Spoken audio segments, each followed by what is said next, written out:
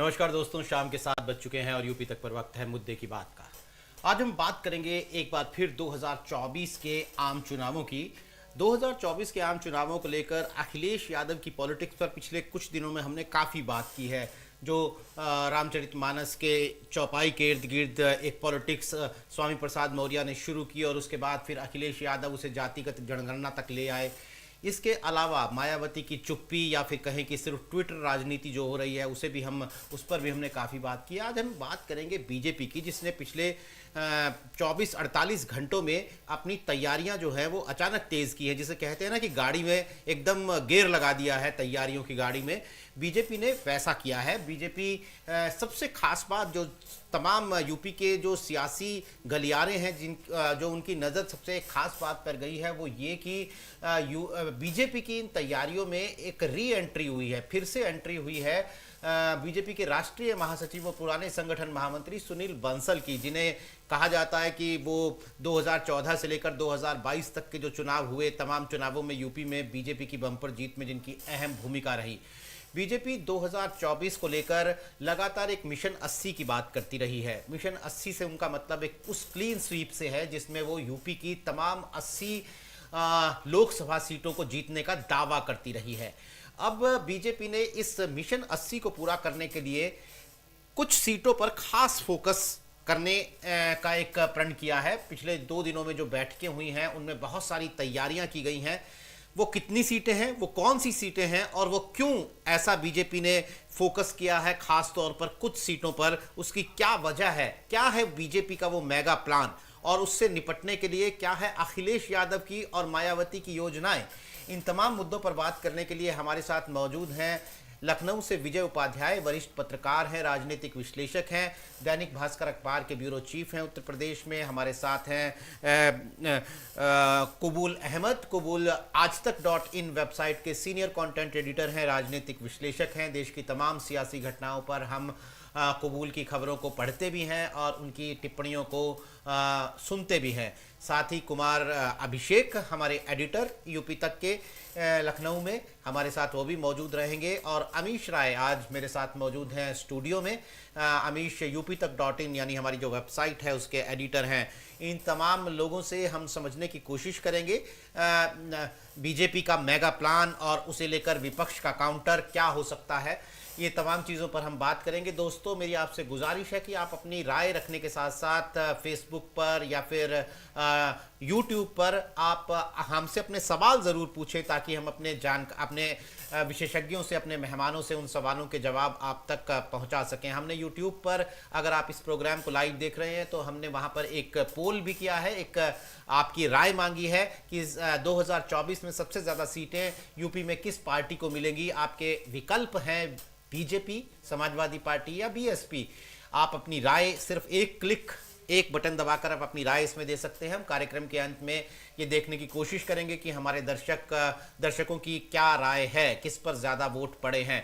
मैं सबसे पहला सवाल जो है वो विजय उपाध्याय जी से लेना चाहता हूँ। विजय जी, अचानक पिछले 2 दिनों में बीजेपी की तैयारियों को लेकर सुर्खियां हमारे सामने आई हैं कि बीजेपी ने कुछ खास सीटों पर फोकस किया है। अपने मिशन 2024 के मिशन 80 को लेकर सुनील बंसल की री एंट्री हुई है। आखिर क्या है बीजेपी का मेगा प्लान, तमाम 80 सीटें जीतने का दावा वो जो करते रहे हैं उसकी तैयारियों को लेकर? 2019 में जिन सीटों को बीजेपी हारी थी उसमें से 10 सीटें बसपा जीती थी, 5 सीटें जो है वो समाजवादी पार्टी जीती थी और 1 सीट पर कांग्रेस जीती थी, रायबरेली। और ये जो चुनाव हुआ था इसमें सपा और बसपा, उनके साथ आरएलडी भी थी, इनका अलायंस था और इस अलायंस और कांग्रेस के बीच एक अंडरस्टैंडिंग थी कि एक दूसरे के बड़े नेताओं के खिलाफ ये उम्मीदवार नहीं उतारेंगे। तो ये सीटें जो है वही सीटें हैं। इसमें ज्यादा जो बसपा ने जो सीटें जीती थी वो ज्यादातर माइनॉरिटी डोमिनेटेड डिस्ट्रिक्ट है जहां से बसपा ने चुनाव जीता था। जौनपुर को छोड़ दे तो रायबरेली इनकी परंपरागत सीट है। बाकी सपा जो सीटें जीती थी उसमें उनके गढ़ की सीटें थी, उसमें से 1 सीट आजमगढ़ वो हार चुके हैं। दरअसल सुनील बंसल 2013 से उत्तर प्रदेश के संगठन प्रभारी रहे हैं और 14 का चुनाव, 17 का चुनाव, 19 का चुनाव और 22 का चुनाव सुनील बंसल की देखरेख में हुआ। मुख्य रणनीतिकार वही थे। एक तो पार्टी हाईकमान जिसमें मोदी जी, अमित शाह के नीचे सुनील बंसल, और सुनील बंसल जी को अमित शाह का बहुत करीबी भी माना जाता है। कार्यकर्ताओं में उनकी अच्छी लोकप्रियता रही, कभी कोई विवाद नहीं हुआ। अभी वो उनके पास जब वो पार्टी के जनरल सेक्रेटरी बने तो उन्हें तेलंगाना, उड़ीसा और पश्चिम बंगाल का इंचार्ज बनाया गया था। पिछले दिनों उन्हें देश भर की जितनी हारी हुई सीटें भाजपा की हैं उसका भी जिम्मा दिया गया है। तो उन्होंने ये पहली बैठक की है कि हम जो सीटें हारी हैं उसे कैसे जीत सकते हैं। तो ये जो बीजेपी की रणनीति है, काफी लंबे समय से वो कोशिश कर रहे हैं कि हारी हुई सीटें हम जीतें और जो जीती हुई सीटें हैं उसे बचाए रखें। तो बीजेपी लगातार इस पे मेहनत कर रही है और इसके लिए ही उन्होंने कई तरीके के उपाय भी अपनाए हैं। जैसे इन सीटों को जीतने का एक फार्मूला पसमानदा को अपने साथ जोड़ना भी है, उसमें सूफी समाज के लोगों के साथ सम्मेलन की भी योजनाएं हैं, हालांकि भी शुरू नहीं हुआ है। इसके अलावा जो लोकल लेवल पे उनके कार्यकर्ताओं का नेटवर्क है उसे कैसे स्ट्रॉन्ग करें, लेकिन जहां पे जिन बूथों पर माइनॉरिटी डोमिनेंस है वहां पे कैसे पार्टी को वोट मिले, इसके लिए पसमानदा वाला फार्मूला ले आए हैं। तो बीजेपी की मंशा यही है कि देखिए, दरअसल बीजेपी एक अपनी स्ट्रेटजी के हिसाब से काम कर रही है। जिन राज्यों में कहीं से सीटें कम होने की संभावना है तो उसकी भरपाई कहां से होगी। उत्तर प्रदेश पिछली बार 64 सीटें वो जीतते हैं, 2 सीटें अपना दल की थी, 62 इनकी थी। तो अगर सीटें बढ़ जाए तो कहीं दूसरे राज्य में अगर सीटें कुछ कम होती हैं, जैसे पूरी सीटें इनके पास गुजरात में है, दिल्ली में है, राजस्थान में है, मध्य प्रदेश में है, छत्तीसगढ़ में है, तो हो सकता है कि कहीं या पश्चिम बंगाल से जो इन्होंने पिछली बार जो इन्होंने इनकी अच्छी परफॉर्मेंस थी, हो सकता है वहां से सीटें कम हो। तो सीटें कहीं कम होती है तो उसकी भरपाई कहीं दूसरी जगह कर लिया जाए। बेसिक स्ट्रेटजी बीजेपी की ये है। इसीलिए उत्तर प्रदेश में 80 सीटों का इन्होंने टारगेट रखा है। 73 सीटें ये जीत चुके हैं 2014 के चुनाव में। जब अलायंस हुआ सपा बसपा का तो 2019 में सीटें कम हुई थी। इस बार वापस रिकवर करना बीजेपी का लक्ष्य है, इसीलिए इन्होंने 80 का जो टारगेट रखा है कि 80 की 80 सीटें हम जीतेंगे। तो हालांकि आज तक कभी बीजेपी 80 की 80 सीटें नहीं जीत पाई है, लेकिन उन्होंने टारगेट रखा है और उसके लिए वो अपनी रणनीति बनाकर काम कर रहे हैं। बंसल जी ने कल एक मीटिंग की थी यहाँ, और उस मीटिंग में उन्होंने कार्यकर्ताओं को मोटिवेट करना, जोड़ना, बूथों पे उनकी मजबूती, इन सारे ढेर सारे फार्मूले पे चर्चा उन लोगों ने की है। तो मुख्य मकसद यही है भारतीय जनता पार्टी का। कबूल ये बात जब 6 महीने पहले बीजेपी कर रही थी या 2022 तक में जीत के बाद जब बीजेपी कर रही थी तब अलग बात थी, लेकिन पिछले 7-8 महीनों में तो गंगा जमुना में बहुत सारा पानी बह गया है। अखिलेश यादव ने भी बहुत तरीके से अपनी पॉलिटिक्स को, अपनी योजनाओं को झाड़ पोंछ कर नया रंग देने की कोशिश की है, नया रूप देने की कोशिश की है। ऐसे में बीजेपी फिर से जब मिशन 80 की बात करती है तो वो कितनी जायज़ लगती है। और इससे मैं इस बात पर भी आपसे जवाब चाहूँगा कि सुनील बंसल का नाम अचानक से फिर सुर्खियों में आया है, तो सुनील बंसल की जो री एंट्री है ये कितनी महत्वपूर्ण है? ये महज 1-2 बैठकों तक है या फिर अब उनका रोल एक बार फिर हम देखेंगे कि जो कहा गया था कि यूपी से बाहर चले गए हैं वो बड़े रोल के लिए चले गए हैं, बड़ी भूमिका के लिए चले गए हैं, तो क्या यूपी के अंदर वापस सुनील बंसल कोई बड़ी भूमिका निभाने वाले हैं? इन दोनों सवालों पर मैं आपकी टिप्पणी चाहूंगा। नीरज जी, सबसे पहली बात तो ये है कि उत्तर प्रदेश की जो खासतौर से जो देश की सियासत है उसमें उत्तर प्रदेश का जो रोल है वो बहुत महत्वपूर्ण है। उत्तर प्रदेश में इसलिए महत्वपूर्ण है क्योंकि उत्तर प्रदेश में 80 लोकसभा सीटें आती हैं और भारतीय जनता पार्टी की जो केंद्र में वापसी हुई 10 साल के बाद 2014 में, उसमें भी उत्तर प्रदेश का रोल बहुत अहम रहा है। इसीलिए भारतीय जनता पार्टी और खासतौर से 2019 में जब सपा बसपा का अलायंस हुआ उसमें 9 सीटें भारतीय जनता पार्टी अपनी गंवा दी थी। अब मुझे लगता है जो विजय जी कह रहे थे कि भारतीय जनता पार्टी उस सीट को कवर करना चाहती है, और जो भारतीय जनता पार्टी को महाराष्ट्र, बंगाल और बिहार से कहीं अगर एंटी इनकम्बेंसी और तमाम सियासी बदलाव के बाद अगर कहीं से कोई नुकसान हो तो वो भरपाई कहां से हो सकती है? उसकी भरपाई के लिए एक पूर्वोत्तर है। पूर्वोत्तर में जहां 26 सीटें हैं, और दूसरी तरफ जो है उत्तर प्रदेश है। उत्तर प्रदेश ही एक ऐसा राज्य है, अगर उत्तर प्रदेश में भारतीय जनता पार्टी ने किसी तरह का लूज किया तो फिर दिल्ली की सियासत जो है बहुत दूर हो जाएगी दिल्ली से। जो दिल्ली अभी नजदीक है उत्तर लखनऊ से, मुझे लगता है वो दूर हो जाएगी। इसीलिए मोदी जी का चुनाव लड़ना चाहे 2014 में रहा हो बनारस से, उसके पीछे भी वही मकसद रहा है। और अब भारतीय जनता पार्टी जिन सीटों को 2019 में लूज की है उनकी वापसी करना चाहती है। लेकिन उत्तर प्रदेश की सियासत में अखिल भारतीय जनता पार्टी कितनी संजीदगी के साथ काम कर रही है, मुझे लगता है वो अखिलेश यादव उस संजीदगी के साथ जमीनी स्तर पे वो काम नहीं कर रहे हैं। वो एजेंडे के तौर पे, वो भारतीय जनता पार्टी को घेरने के तौर पे, वो चर्चाओं के केंद्र में तो समाजवादी पार्टी को रख रहे हैं, लेकिन जमीनी स्तर पे जो बीजेपी का काम है, मुझे लगता है उस तरह का काम अभी नहीं है। समाजवादी पार्टी ने उत्तर प्रदेश में चुनाव को लेके वो जातिगत जनगणना की बात कर रहे हैं, वो तमाम ऐसे मुद्दे उठा रहे हैं जहां से भारतीय जनता पार्टी को घेर सके। लेकिन जो कार्यकर्ताओं के अंदर एक ऊर्जा तो भर रहे हैं, लेकिन जमीनी स्तर पे, बूथ स्तर पे जो काम भारतीय जनता पार्टी कर रही है और जितनी संजीदगी से कर रही है, वो मुझे समाजवादी पार्टी करती हुई नजर नहीं आ रही है। दूसरी बात यह है कि समाजवादी पार्टी 2019 के बाद से अपनी 2 सीटें गंवा दी है, एक रामपुर और दूसरा आजमगढ़। समाजवादी पार्टी आज की तारीख में उत्तर प्रदेश में मैनपुरी सीट जो है, अखिलेश यादव ने किस तरह से ताकत झोंक के बचाया है वो सबके सामने है। तो मुझे लगता है कि उत्तर प्रदेश में और भारतीय जनता पार्टी इतनी आक्रामक तरीके से और इतनी रणनीतिक तौर पे संजीदगी के साथ काम कर रही है, मुझे लगता है वो समाजवादी पार्टी को उस दिशा में सोचना चाहिए। केवल भावनात्मक मुद्दे और इससे तो आप लोग कुछ दिन तक आप बने रहेंगे, लेकिन जब तक आप बूथ जीतने की स्थिति में नहीं होंगे तब तक भारतीय जनता पार्टी को नहीं हरा सकते, क्योंकि भारतीय जनता पार्टी लगातार सत्ता में है, संसाधन तमाम संसाधनों से संपन्न है। उसके साथ भारतीय जनता पार्टी के तमाम जो अलग अलग संगठन है वो काम कर ही रहे हैं।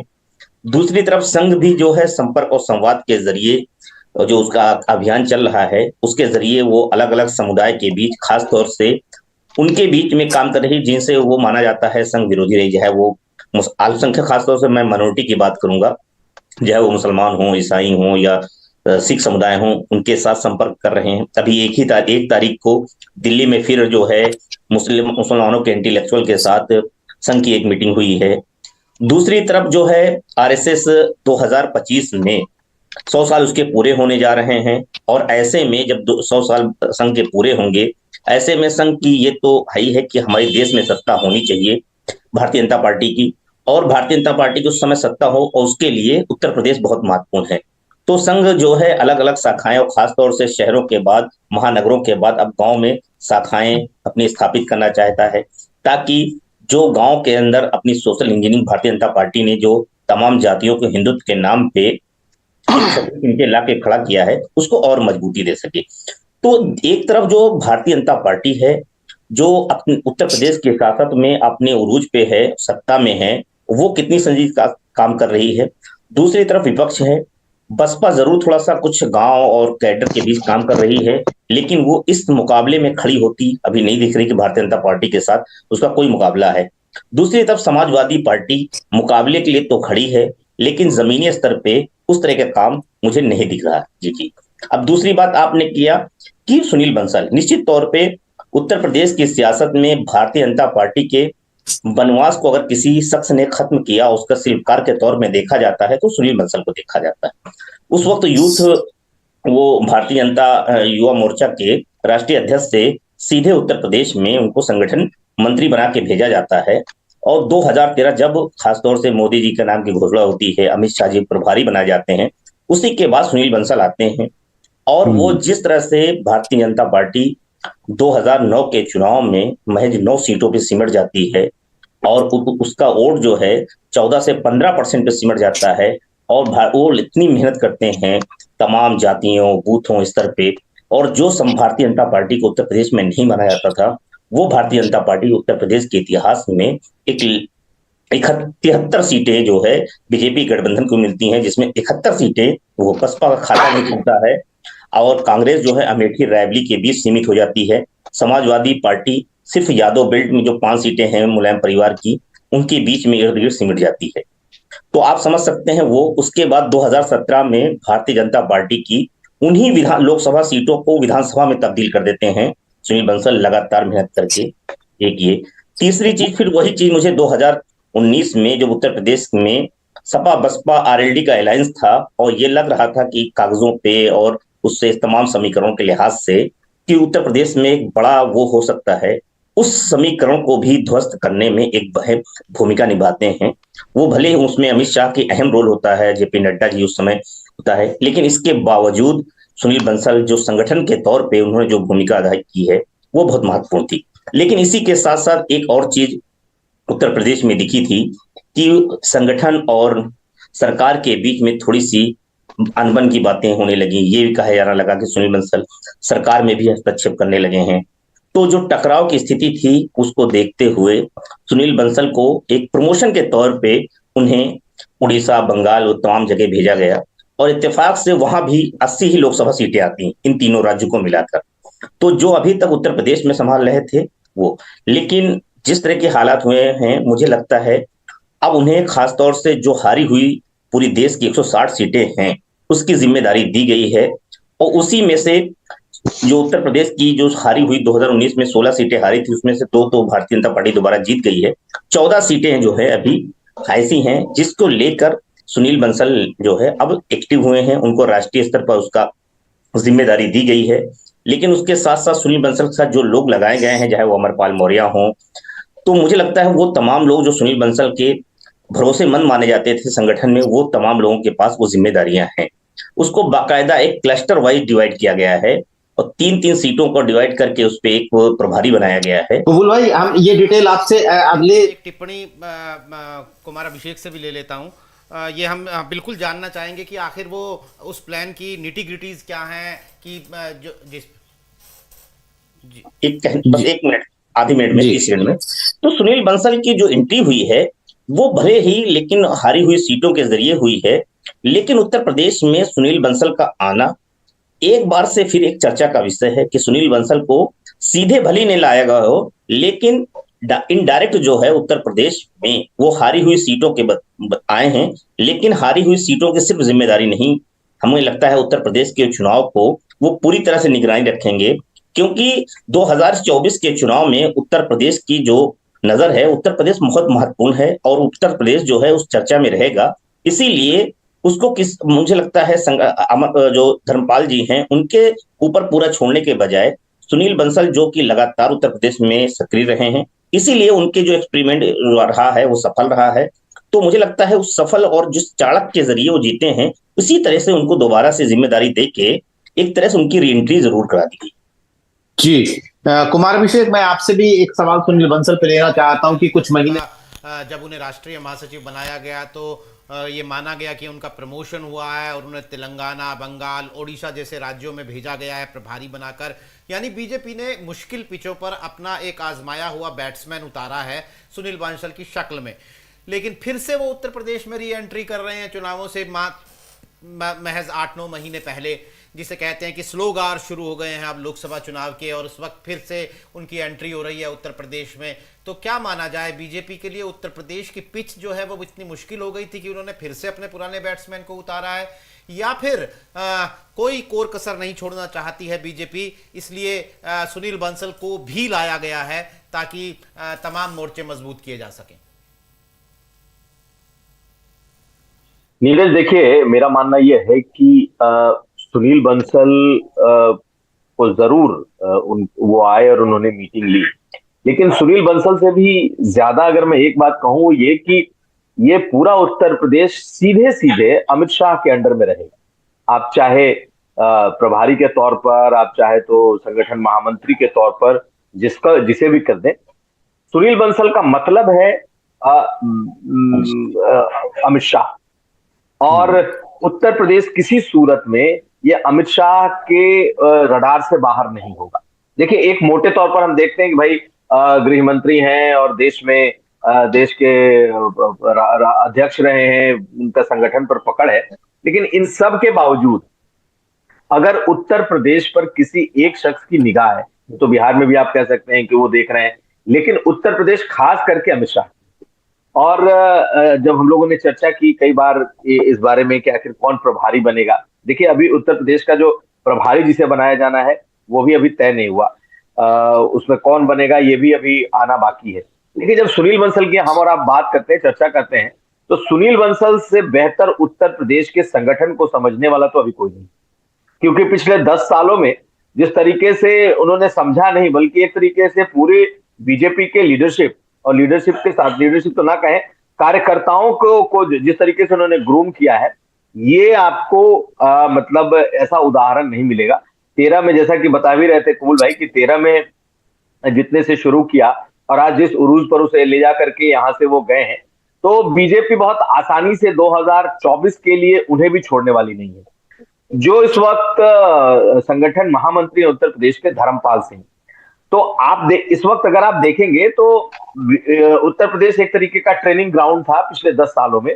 जितने लोगों ने यहाँ पे सह प्रभारी प्रभारी अलग अलग क्षेत्र प्रभारी के तौर पर काम किया, सब आज कहीं ना कहीं प्रभारी बन चुके हैं। यानी कि सिर्फ ट्रेनिंग ग्राउंड नहीं, बल्कि उत्तर प्रदेश का जो मॉडल है उसे संगठन के लिहाज से मुझे लगता है कि देश भर में उसे लेकर के बढ़े हैं।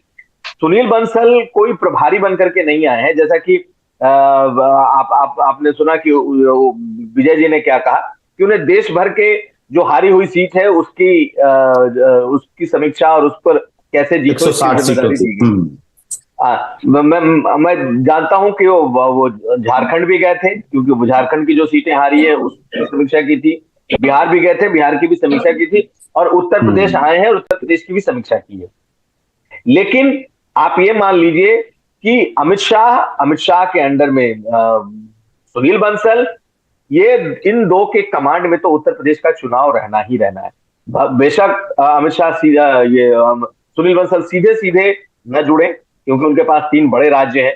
एक चर्चा ये भी थी कि उन्हें शायद उत्तर प्रदेश का प्रभारी बनाया जा सकता है। खैर, इसमें अभी आने वाले वक्त में पता चलेगा कि क्या ये है नहीं है, इसे लेकर के। लेकिन आप संगठन के लिहाज से देखें तो धर्मपाल सिंह और ये दोनों एक ही बैकग्राउंड से आते हैं, एबीवीपी के बैकग्राउंड, और एबीवीपी के बैकग्राउंड में सीनियर कद सुनील बंसल का रहा है, और दोनों लोगों ने उत्तर प्रदेश में खूब काम किया हुआ है। साथ साथ यहां तक कि एबीवीपी के लिए बहुत लंबे समय तक दोनों ने काम किया हुआ है। तो बीजेपी ने ये जो इस वक्त एक टीम यहां रखी है उत्तर प्रदेश में, ये टीम इसके अलावा सुनील बंसल का अनुभव और गाइडेंस और प्लस जो इच्छा अमित शाह की है, वो ये तीनों चीजें मिलकर के उत्तर प्रदेश का संगठन तैयार कर रही हैं। और इसमें आप ये मान लीजिए कि अमित शाह, सुनील बंसल और उसके बाद जो टीम है, इसके ही निगरानी में ये तमाम चीजें होंगी, क्योंकि उनका फीडबैक सबसे अहम होगा। आज भी उत्तर प्रदेश में जो उत्तर प्रदेश के नेता हैं, बेशक सुनील बंसल उत्तर प्रदेश नहीं आते हैं, कम आते हैं, इस तरह की मीटिंग के लिए इक्के दुक्के बार आगे। मुझे याद आ रहा है जब से वो यहाँ गए हैं, ये उनकी दूसरी या तीसरी यहाँ पर यात्रा है, खास करके पार्टी दफ्तर में दूसरी यात्रा है, दूसरी बार आए हैं। वो भी आए और कुछ घंटों के लिए चले गए।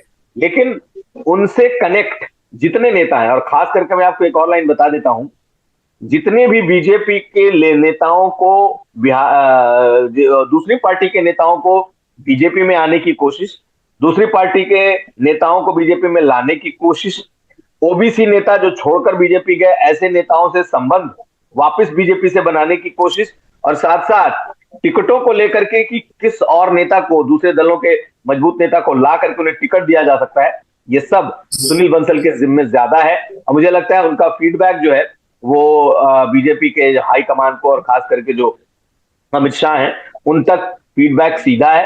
और मुझे लगता है कि ये सिर्फ एक कोशिश नहीं है कि उन्हें प्रभारी उन्हें हारी हुए सीटों की समीक्षा दी जाए, बल्कि निश्चित तौर पर कहीं ना कहीं उन्हें उत्तर प्रदेश के 2024 के चुनाव से सीधे सीधे जोड़ने की कोशिश है। आने वाले समय में अगर आप प्रभारी के तौर पर भी अगर देखें, हो सकता है ये हो जाए, तो भी चौंकने की जरूरत नहीं है, क्योंकि उत्तर प्रदेश ऐसा राज्य है जिसे बीजेपी खोने का, गंवाने का रिस्क नहीं ले सकती। नीरज जी, वैसे सर ये जो कुमार अभिषेक जी ने अंतिम लाइन कही दो तीन अपनी, जिसमें ये था कि सुनील बंसल को हो सकता है कि प्रभार भी मिल जाए और यूपी एक ऐसा राज्य है जिससे बीजेपी गंवाने का खतरा नहीं उठा सकती है।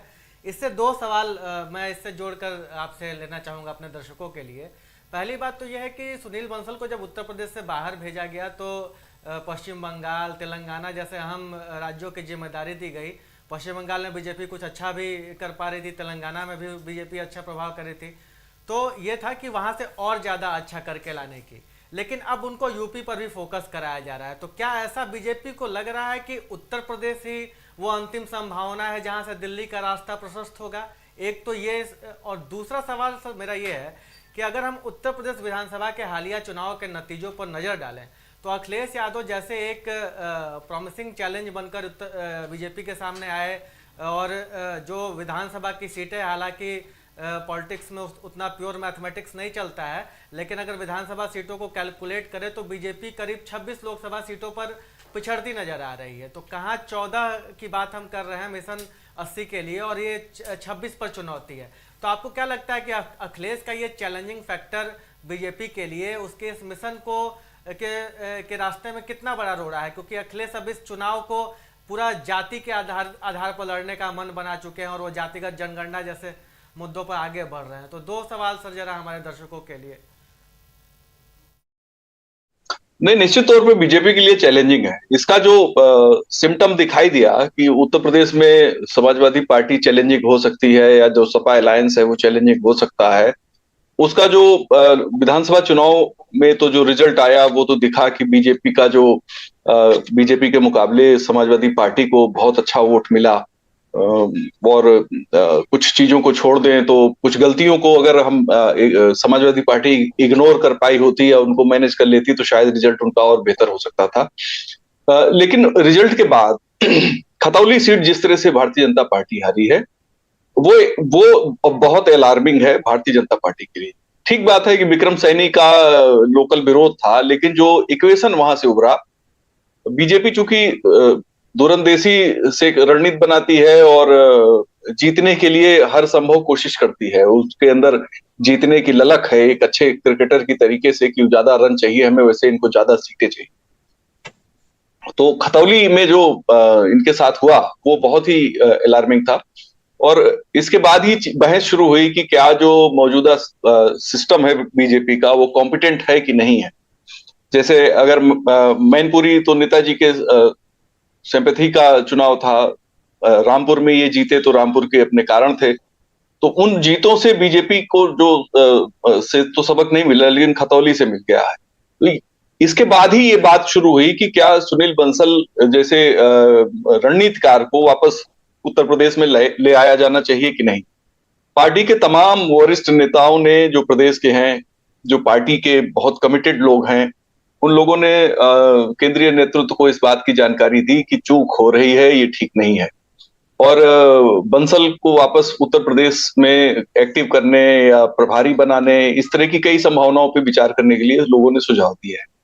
और आपको याद हो कि उत्तर प्रदेश में अचानक सिलसिला शुरू हो जाता है कि यहाँ के मिनिस्टर और नेता दिल्ली जाते हैं और अमित शाह जी के साथ फोटो खिंचवाते हैं। कुछ तो प्रधानमंत्री के साथ भी खिंचवा लेते हैं, लेकिन आमतौर पे अमित शाह जी के साथ ज्यादा फोटो अचानक शुरू हो जाता है, एकदम सिलसिला।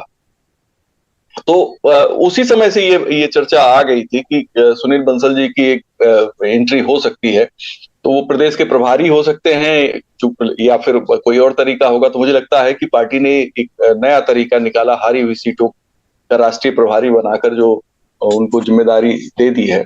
अब उत्तर प्रदेश में चीजें क्या है, यहाँ की राजनीति को समझने के लिए कोई एक फैक्टर नहीं है, 10-20 फैक्टर 25 फैक्टर हैं जिनको आपको ध्यान रखना होगा।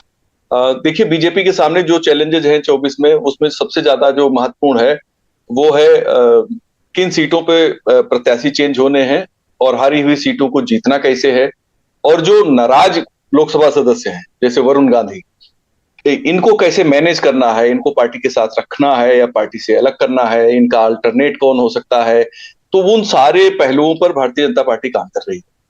जो उम्र जिनकी ज्यादा हो चुकी है या जो 2 बार जीत चुके हैं, इस बार उनके जीतने की संभावनाएं कैसी हैं, उन चीजों का भी पार्टी अपने लेवल पे परीक्षण कर रही है। तो बंसल इसीलिए आए हैं और भले ही हारी हुई सीटों के सहारे, लेकिन जो रिपोर्ट उनको मिलेगी वो प्रदेश भर की मिलेगी। और वैसे भी बीजेपी में एक इनका जो इंफॉर्मेशन सिस्टम है वो बहुत ही बढ़िया काम कर रहा है इस समय, चूंकि रूलिंग पार्टी भी है और लगातार जीत रही पार्टी है, तो इनकी स्थिति थोड़ा अन्य दलों से बहुत बेहतर है और ये काम भी करते हैं और सुनते भी हैं। बाकी जगहों पे कई तरीके की समस्या है बात को रखने में। अब ये जो बंसल जी की एंट्री हुई है तो इसीलिए हुई है कि यहाँ पे जो 80 सीटें हैं उसमें उम्मीदवारों की को लेकर भी इनकी भूमिका आएगी। यहाँ पर कास्ट इक्वेशन क्या हो सकता है, क्या उत्तर प्रदेश के मंत्रिमंडल को ऐसे ही रखना है लोकसभा चुनाव में या उसमें कोई फेरबदल की गुंजाइश की जरूरत है, सरकार और संगठन के बीच में एक संतुलन कायम रहे, ऐसा ना हो कि सरकार पक्ष ज्यादा हावी हो जाए और संगठन कमजोर पड़ जाए, उससे चुनाव में नुकसान हो सकता है। कार्यकर्ताओं का मनोबल किस तरीके से बेहतर हो सकता है ताकि वो पूरे जोश के साथ पार्टी को जिताने में लगे। तो ये ऐसे ढेर सारी बातें हैं। बंसल इन सारी चीजों को अभी उनके जो रिजल्ट हैं वो यही बताते हैं कि उन्होंने इन सारे पहलुओं को अच्छे से कंट्रोल किया और जहां समस्याएं थी उनका अच्छे से समाधान किया। जब कोरोना शुरू हुआ, लॉकडाउन शुरू हुआ, तो बाकी पार्टियां तो क्या कर रही थी पता नहीं, लेकिन भारतीय जनता पार्टी के उस समय के संगठन प्रभारी जो बंसल हैं, ये अपने वेबिनार से मीटिंगें इन्होंने शुरू कर दी थी अपने कार्यकर्ताओं की। और आपको याद होगा कि कुछ रैलियां वैलियां भी इन लोगों ने कर दी थी उसी दरमियान, फेसबुक लाइव और दूसरे माध्यम, सोशल मीडिया माध्यमों से। यानी पार्टी को सक्रिय रखना, तो जो सक्रिय रखने के लिए जो चीज जरूरी होता है वो कैसे संभव है कि कार्यकर्ता सपोर्ट भी करे और आपका पार्टी का जो मकसद है वो भी पूरा हो जाए। तो ये सारे पहलू हैं इसमें। जो मौजूदा लोग हैं संगठन के, उनका काम करने का अपना एक अलग तरीका है, प्रदेश अध्यक्ष हो चाहे प्रदेश संगठन महासचिव हो, और बंसल का एक अलग है। बंसल एक लगातार जीते हुए रिजल्ट देने वाले नेता के तौर पे स्थापित हैं। कार्यकर्ताओं में उनका एक्सेप्टेंस भी अलग लेवल की है। और जो चुनौतियां हैं भारतीय जनता पार्टी के सामने, वो उसमें उम्मीदवार का चयन बहुत बड़ी चुनौती है। इसके साथ तालमेल, जो जैसा कुमार भाई कह रहे थे कि तालमेल कैसा हो, मतलब जैसे ओम प्रकाश राजभर की जो पार्टी है सुहेलदेव भारतीय समाज पार्टी, क्या मऊ सीट उनको देंगे या एक ही सीट देंगे या एक से ज्यादा सीटें देंगे। इसके अलावा कुछ लोग समाजवादी पार्टी से बीजेपी में आके लोकसभा लड़ना चाहते हैं, तो क्या उनको लड़ाया जाए कि नहीं लड़ाया जाए। ऐसे ही वरुण गांधी का जो मसला है, उसमें मेनका गांधी का तो स्टेटमेंट आ गया कि मैं तो बीजेपी में हूं और पार्टी मुझे टिकट देगी तो मैं चुनाव लड़ूंगी। वरुण भी थोड़ा अपने को उन्होंने डायलूट किया है, वो नीतिगत मुद्दों पे ही ज्यादा अपना फोकस किए हुए हैं। तो चीजें कई तरीके से हैं और उसको, चूंकि उत्तर प्रदेश बहुत बड़ा राज्य है, इतने बड़े राज्य को समझना और व्यवस्थित करना, अच्छे उम्मीदवारों का चुनाव करना, यानी जो नए लोगों को दिया जाएगा टिकट तो वो कैसे बेहतर होंगे मौजूदा प्रत्याशी से। अब जैसे साक्षी महाराज जी, एक बहुत बड़ी चुनौती, उन्होंने अभी से ऐलान कर दिया है कि मैं तो लोकसभा लड़ूंगा ही। पिछली बार ही ऐसा था कि शायद उनको टिकट न दिया जाए, लेकिन उन्होंने अपने को जीत पे अड़ गए और लड़े और चुनाव भी जीता उन्होंने। ऐसे ही ढेर सारे उम्मीदवार और है भारतीय जनता पार्टी के सामने। और बीजेपी का जो टारगेट है वो यही है कि हम ज्यादा से ज्यादा सीटों को जीत लें, क्योंकि उत्तर प्रदेश से ही दिल्ली का रास्ता है। तो ये रास्ता चौड़ा कॉरिडोर टाइप का बना रहे, एक्सप्रेस वे बना रहे हमारा, तो ये इनका मुख्य मकसद है। इसीलिए इन सारी चीजों को, अब देखिए जो उनके साथ लोग भी जुड़े हैं अलग अलग जातियों के रिप्रेजेंटेटिव के तौर पे देख सकते हैं, जो बंसल जी के साथ हैं, जो क्लस्टर बनाने की बात अभी कबूल भाई ने कही, तो वो सारी चीजें वो ध्यान में रख के अपने फ्यूचरिस्टिक अप्रोच के हिसाब से काम कर रहे हैं। और बीजेपी किसी भी कीमत पर जो अखिलेश की चुनौती है उसको कम करके आंक नहीं रही है। वो ये मान रही है कि वोटों का जो कंसोलिडेशन विधानसभा चुनाव में दिखा था, और मैं खुद व्यक्तिगत तौर पे ये बात मानता हूं, और मैंने पहले भी आपसे कहा था कि उत्तर प्रदेश में जो बीजेपी विरोधी वोट है वो पार्टियों में बंटने के बजाय कंसोलिडेट हो रहे हैं। तो उसकी जो चुनौती है बीजेपी उसके लिए अपना उसका एक विकल्प या उसका एक तोड़ तलाश करने में जुटी हुई। जी कबूल भाई, मैं आपके पास आऊं उससे पहले मैं दर्शकों से अपने एक बार और उनको जो नए दर्शक हैं या जो पुराने दर्शक भी हैं उनसे हम अपील करेंगे कि हम YouTube, ट्विटर और फेसबुक पर तीनों जो प्लेटफॉर्म पर लाइव हैं। YouTube पर हमने एक पोल पूछा है, उस पोल में हमने एक सिंपल सा सवाल पूछा है कि 2024 के चुनाव में किस पार्टी को सबसे अधिक सीट मिलेगी, भाजपा, सपा या बसपा। तीन ही ऑप्शन हमने रखे हैं। तीनों ऑप्शन में दर्शकों के मन को जो सूट करता हो उस पर वो वोट करें। उसका नतीजा जब डिबेट खत्म करेंगे नीरज जी तो बताएंगे और फिर हम आपके साथ शेयर भी करेंगे। साथ ही आप कमेंट्स भी करें ताकि हम अपने जो एक्सपर्ट्स हैं उनसे हम इस कमेंट्स पर राय लेकर उत्तर प्रदेश की राजनीतिक तस्वीर को थोड़ा साफ कर पाएँ। कबूल भाई, जब बंसल जी का जिक्र छिड़ ही गया है तो अखिलेश यादव अक्सर आजकल मजा लेते हुए दिख रहे हैं योगी सरकार का कि दिल्ली और उत्तर प्रदेश में कुछ ठीक नहीं चल रहा है। तो जो ये ठीक नहीं चल रहा है, अखिलेश जो निशाना साधते हैं या बार बार कहते हैं इस बात को, तो क्या बंसल जी ये जो ठीक नहीं चल रहा है उसको ठीक करने के लिए आए हैं ताकि इसका असर 24 के नतीजों पर ना पड़ सके? एक तो चीज़ मैं ये समझना चाहूँगा आपसे, और दूसरी चीज़ ये है कि क्या उत्तर प्रदेश, जो मैंने विजय सर से भी पूछा कि क्या उत्तर प्रदेश ही अंतिम आसरा है बीजेपी के लिए, क्योंकि बंसल जी चूँकि माने जाते हैं कि अच्छे रणनीतिकार हैं, तो वो बंगाल में रणनीति बना के बंगाल का किला ही फतह कर सकते हैं। वहाँ भी 40-42 सीटें हैं लोकसभा की, जिसमें बीजेपी पिछली बार 18 जीत पाई थी। वहाँ पर बीजेपी के बढ़ने की संभावना है, तेलंगाना में बढ़ने की संभावना है। तो क्या आपको लगता है कि बीजेपी ने देश भर को कैलकुलेट कर लिया है, लेकिन उसे यही समझ में आया है कि सबसे जो उर्वर जमीन है वो उत्तर प्रदेश है, इसीलिए वो यहाँ पर अपनी पूरी ताकत झोंक रही है? तो जो आपने कहा कि जिस बात को लेके अखिलेश यादव तंज करते हैं, ये बात तो है ही है कि ये बातें अक्सर होती रहती हैं कि दिल्ली और लखनऊ के बीच जो सियासी टकराव है रहता है उसको वो लेके समय समय पे बातें आती रहती हैं और वो समय समय पे संतुलन बनाने की कोशिश भी की जाती रहती है।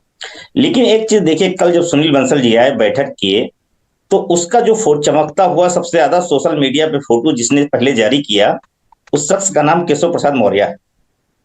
केशव प्रसाद मौर्य ने सुनील बंसल जी के साथ 3 फोटो जारी किए।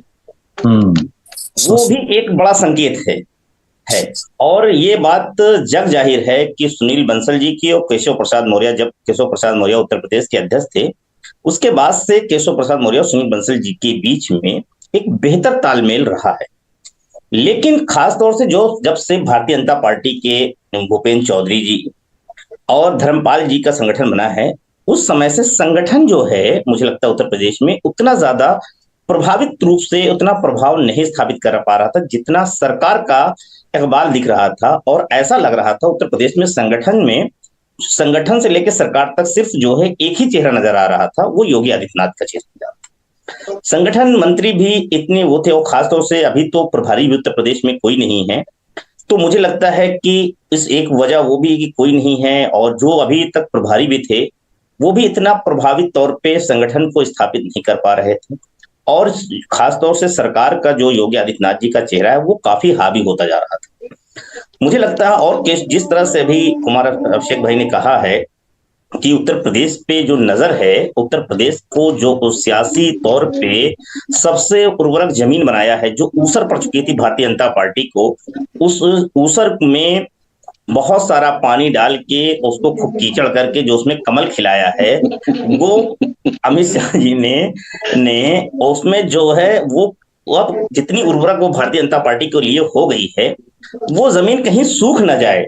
और अगर वो सूख, और उसका जो पहला लक्षण जो है, आपने कहा कि सुनील बंसल जी के रहते हुए ही उत्तर प्रदेश में 2022 में जो अभी विजय जी भाई कह रहे थे हमारे कि सही बात है कि उत्तर प्रदेश में भारतीय जनता पार्टी को जिन इलाकों में हार मिली है, और वो ऐसी जो सीटें हैं, वो उत्तर प्रदेश में 27 सीटें हैं अमीश भाई, जहां पे भारतीय जनता पार्टी से ज्यादा जो है समाजवादी पार्टी को सीटें मिली।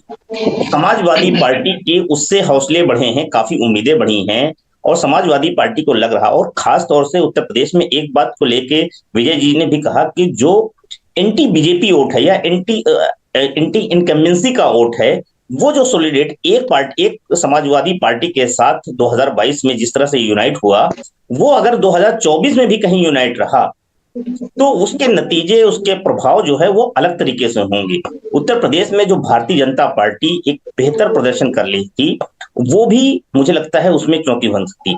लेकिन सबसे बड़ी बात यह है कि वो भी जो वो किला दर का वो असर दिखा, वो भी सुनील बंसल जी के संगठन में रहते हुए, जिन्हें हम शिल्पकार कहते हैं, जिन्हें भारतीय जनता पार्टी में बेहतर बनाने का काम करते हैं, उन्हीं के दौर में हुआ। लेकिन उसका जो यह है कि उसके बाद खास तौर से मुजफ्फरनगर की खतौली, जिसका बात विजय जी ने कहा, निश्चित तौर पे खतौली के चुनाव हारना, सत्ता में रहते हुए भारतीय जनता पार्टी के लिए पूरी कैबिनेट उतार देना, बड़े से बड़े योगी आदित्यनाथ जी भी वहां प्रचार करने गए, और ब्रजेश पाठक जी वहां कैंप किए हुए थे, और केशव प्रसाद मौर्य जी भी लगातार डाले हुए थे, धर्मपाल सैनी उसी इलाके से कुछ दिन पहले उसी समुदाय से संगठन मंत्री बनाए गए थे। उसके बावजूद भूपेंद्र चौधरी जो जाटों के बेल्ट जाट के प्रदेश अध्यक्ष बनाए गए थे, इसके बावजूद अगर वो भारतीय जनता पार्टी हार गई तो निश्चित तौर पे भारतीय जनता पार्टी के लिए चिंता का सबब है, एक चीज। दूसरी बात यह है कि ये बात जरूर है कि बंगाल में से सबसे प्रभारी बने हैं, लेकिन वहां जो बीजेपी नेताओं की भगदड़ मची है वो सुनील बंसल जी भी रोक नहीं पा रहे हैं। तो मुझे लगता है कि बंगाल में भारतीय जनता पार्टी के लिए बहुत कुछ इस बार लगता नहीं है कि जो पिछली बार के नतीजे थे उसको दोहरा पाना बहुत चुनौती है। खास तौर से तेलंगाना में कुछ उम्मीदें हैं। तेलंगाना में विधानसभा चुनाव है और इस विधानसभा चुनाव में 2024 का लिटमस टेस्ट हो जाएगा, तो भारतीय जनता पार्टी इस उम्मीद में भी है। लेकिन अगर उत्तर प्रदेश में जो खास तौर से अगर उत्तर प्रदेश का दर्द हिल गया और 2022 के चुनाव नतीजे कहीं लोकसभा में तब्दील हो गए, तो वो भारतीय जनता पार्टी के लिए बहुत परेशानी होगा। और जो काम अखिलेश यादव मायावती मिल के नहीं कर सके, वो कहीं अखिलेश यादव अकेले कर लिए जाते हैं, तो वो भारतीय जनता पार्टी के लिए बहुत झटका हो सकता है। उसकी एक वजह हुआ और दिख रही मुझे कि खासतौर से महाराष्ट्र में आप देखेंगे कि इनको लगा था कि हम सिंधे गुट को मिला के एक अच्छा प्रदर्शन कर ले जाएंगे, और ऐसे में कस्बा पेठ जैसी सीट जहां से भारतीय जनता पार्टी एक लंबे अरसे से 3 दशक से जीत रही थी, वो सीट कांग्रेस वहां जीत गई, वहां कांग्रेस जीत गई है, और वो जीतना सत्ता में रहते हुए।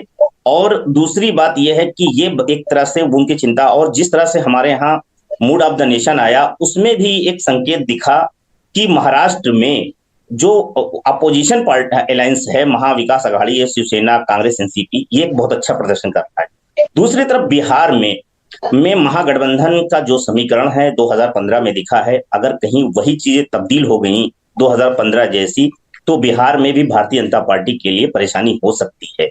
तो उनको लगता है कि अगर कहीं उत्तर प्रदेश में भी अखिलेश यादव जिस तरह से जाति समीकरण, जाति जनगणना और तमाम चीजों को लेकर एजेंडा सेट कर रहे हैं, और उसमें अगर कहीं वो सेंध लग गई, तो दिल्ली में जो भारतीय जनता पार्टी 350 सीटों जीतने का टारगेट लेके चल रही है, उसमें नुकसान हो जाएगा।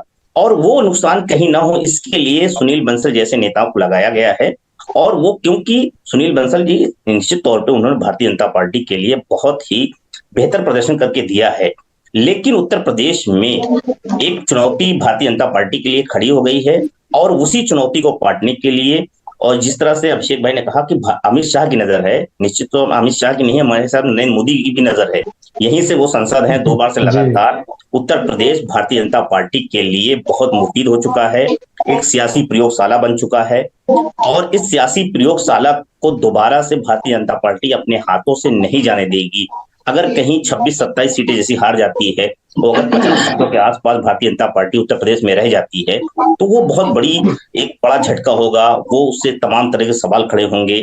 इसीलिए भारतीय जनता पार्टी बहुत एक्टिव मोड में है, बहुत सक्रिय हो चुकी है और काम करने लगी है, और उसको ये लग रहा है कि अगर अभी से हम नहीं सुधरे, एक से एक्टिव नहीं हुए, तो हमारी चीजें बहुत हो जाएंगी। और ये बात जरूर है कि भारतीय जनता पार्टी में एक बहुत बड़ी फहरिस्त है जिनका इस बार टिकट कटना तय है। उनके संकेत प्रधानमंत्री मोदी जी ने उस पार्लियामेंट के जब संसद चल रही थी, उसी बीच उन्होंने कह दिया था कि आप लोग जाइए अपने क्षेत्रों में सक्रिय होइए, सक्रिय होकर काम कीजिए। तो ऐसे में इंडियन कम्युनिटी को मात दिया सकता अगर हो तो किसी तरह से हो। तो ये बात समझ सकते हैं कि भारतीय जनता पार्टी इस बात को समझ रही है। तमाम चुनौतियां हैं। तीसरी बात, केंद्र में चुनाव जीतना बहुत मुश्किल होता है, महंगाई से लेके तमाम मुद्दे हैं, तो वो कहीं ना कहीं है मुद्दों से लेके समीकरण तक जो है भारतीय जनता पार्टी के लिए परेशानी बने हुए हैं। उन्हीं को काउंटर करने के लिए भारतीय जनता पार्टी अपने आप को एक्टिव रख रही है और सक्रिय रख रही है। अब उसमें सुनील बंसल जी अब आए हैं, किस तरह से जोड़ गांठ और सब करेंगे वो अभी और देखना होगा। क्या यहीं से एक बैठक करके खत्म कर देंगे या लगातार वो आना जाना उनका इसी तरह बने रहेगा, नेताओं के साथ ऐसी संपर्क करेंगे, ये अभी थोड़ा मुझे देखना होगा, उसके बाद ही कैसे। जी आपकी मैं कुमार अभिषेक जी से अब अगला सवाल लेता हूँ। कुमार अभिषेक जी, कबूल भाई ने जो अपनी पहली टिप्पणी की थी उसमें उन्होंने कहा था कि बसपा थोड़ी सी सक्रियता लोकसभा चुनाव के मद्देनजर या उससे पहले जो नगर निकाय चुनाव होंगे उनके मद्देनजर बढ़ाती नजर आ रही है, ग्रामीण इलाकों को में अपने कैडर को सक्रिय कर रही है। सुनील बंसल बीजेपी के मिशन 80 के लिए आए हैं, 14 जो हारी हुई सीटें हैं उन पर जीत की गणित को सेट करने के लिए आए हैं। लेकिन जिस तरह का समीकरण उत्तर प्रदेश में बन रहा है, एक तरफ अखिलेश यादव हैं जिन्होंने विधानसभा में एक अच्छी चुनौती पेश की है, अब अगर मायावती भी मजबूती से अगर चुनाव को लड़ती हुई नजर आएंगी तो जो बीजेपी ने एक अपना बड़ा दायरा बनाया है गैर यादव ओबीसी वोट को या दलित वोट को जो मायावती का था उसको अपने पाले में कर उस पर तो एक डेंट पहुंचने की आशंका तो बनती ही है। दूसरा कि अखिलेश यादव भी जो उनके ऊपर यादव का टैग लगा था, इस बार विधानसभा में उन्होंने पूरी कोशिश की उसे दूर करने की, और वो काफी हद तक खतौली उपचुनाव का भी मॉडल हम लोग पेश कर ही रहे हैं। तो ये जो दो चुनौतियां, अखिलेश यादव तो अकेले थे, अब तो मायावती भी सक्रिय हो रही हैं, तो आप इन दो चुनौतियों को कैसे देखते हैं कि जो बीजेपी का मिशन 2024 का मिशन 80 है उसके लिए खास करके मायावती कितनी चुनौती पेश कर रही हैं? देखिए, मेरा मानना थोड़ा अलग है। मैं 2022 और 2024 को मिला करके नहीं देखता। 2022 का चुनाव विधानसभा का चुनाव था, 2024 का चुनाव मोदी का चुनाव होगा। इसलिए विधानसभा में जो वोटिंग पैटर्न था 2024 में भी सेम वोटिंग पैटर्न होगा, मैं इसे नहीं मानता। मेरा मानना यह है कि मोदी फैक्टर एक बहुत बड़ा फैक्टर है और हमारे मूड ऑफ द नेशन में वो दिखता भी है कि उनके लिए एक अलग से वोट प्रतिशत, उनका अपना वोट प्रतिशत है जो मोदी के नाम पर शिफ्ट होता है। जब मोदी के लिए वोट करना है, मोदी के लिए आता है, और नहीं जब मोदी के लिए वोट करना होता है तब फिर वो अपने हिसाब से वोट करता है। तो 2024 और 2022 में जैसे कबूल भाई कह रहे थे कि अगर 125 सीट या जो सपा को सीटें मिली उसको अगर हम कन्वर्ट करके देखें तो बहुत सारी सीटें, 20-25 सीटें जो है वो सपा के खाते में चली जाएंगी। लेकिन मैं थोड़ा इस चीज को अभी नहीं देखता हूँ। मेरा मानना है कि मोदी फैक्टर एक अलग तरीके से काम करेगा जब बीजेपी अपने पूरे कह सकते हैं कि लाव लश्कर के साथ उतरेगी। प्रधानमंत्री मोदी जब अपने लिए वोट मांगेंगे और 2024 को लेकर के एक बड़ा आगाज होगा तो उसका एक वोटिंग पैटर्न अलग होगा। रही बात बीएसपी की, बीएसपी, देखिए बीएसपी को लेकर के हम चाहे जो कह लें, एक चीज तो ये मान लिया अगर 2022 के हिसाब से मुसलमानों का जिस तरीके का वोटिंग कंसोलिडेशन था वो हो सकता है 2024 में भी रहे, क्योंकि योगी के खिलाफ था जिस तरीके का कंसोलिडेशन, हो सकता है कि मोदी के खिलाफ भी वो रहे। लेकिन मायावती जब अकेले लड़ेंगी और मजबूत मुस्लिम चेहरे और कैंडिडेट्स को उतारेंगी तो फिर उनकी जो तलवार है वो दोधारी तलवार है, सिर्फ बीजेपी को नहीं काटेगी, वो जो गठबंधन है उसको भी काटेगी। जीतेंगी कितना ये मैं नहीं जानता, नहीं कह सकता कि क्या वो कुछ अच्छा कर पाएंगी।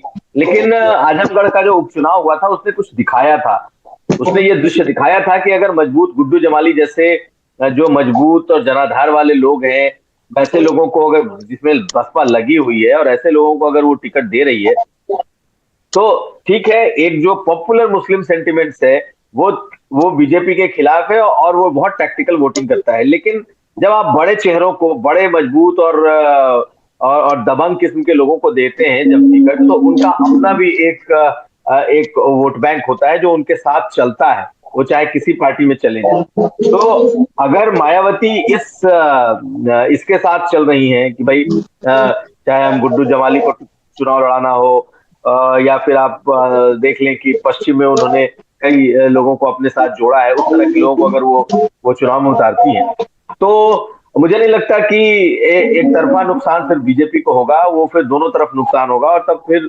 वो फायदा भी पीएम मोदी की तरफ या बीजेपी की तरफ जा सकता है। तो 2024 को मैं थोड़ा सा जो 22 के मुकाबले अलग देख रहा हूं। और जिस तरीके से सुनील बंसल को दोबारा से लगाया गया है, देखिए सुनील बंसल जब से यहाँ से गए थे तब से इन्होंने कोई ऑफिशियल मीटिंग नहीं ली, किसी बीजेपी की कोई भी ऑफिशियल मीटिंग उन्होंने नहीं ली थी, लेकिन ये वो ऑफिशियल मीटिंग लेने आए।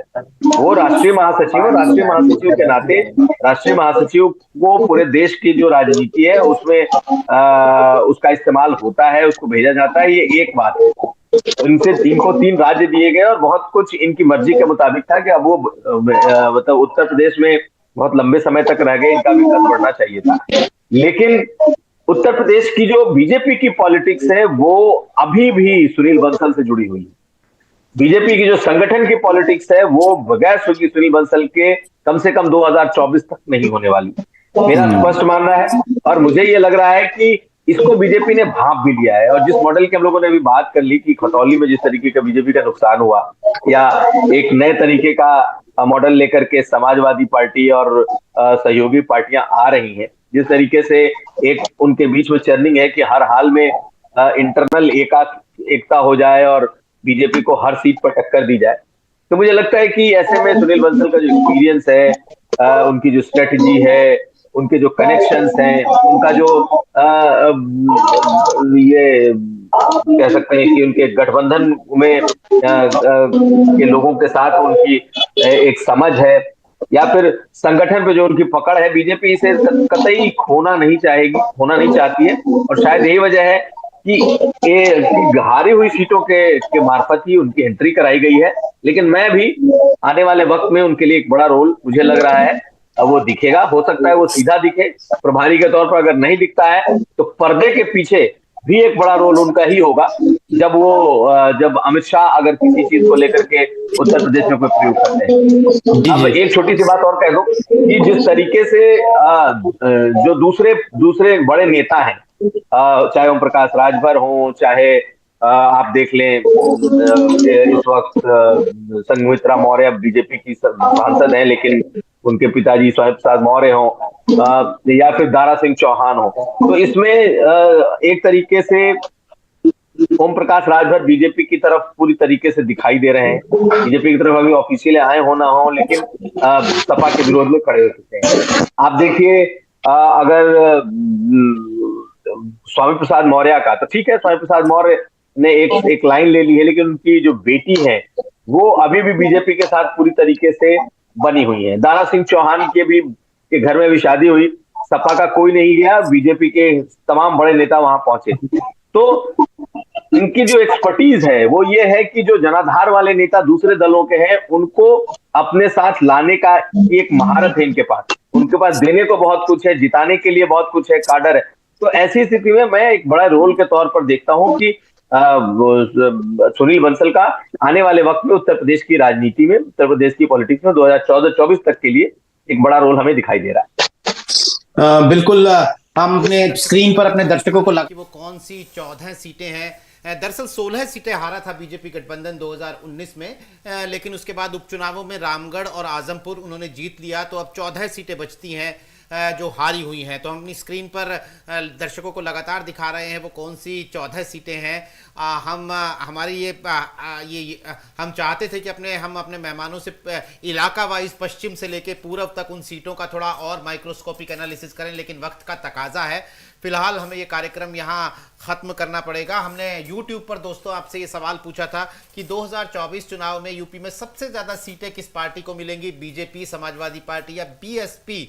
तो अब चाहे बीजेपी मिशन 80 का दावा कर रही हो, क्लीन स्वीप का दावा कर रही हो, लेकिन कम से कम हमारा जो ये कार्यक्रम है इसे देखने वाले 67% दर्शकों का ये मानना है, 1000 से ज़्यादा लोगों ने वोट दिया है और 67% लोगों का ये मानना है कि सबसे ज़्यादा सीटें समाजवादी पार्टी को मिलेंगी। तो खैर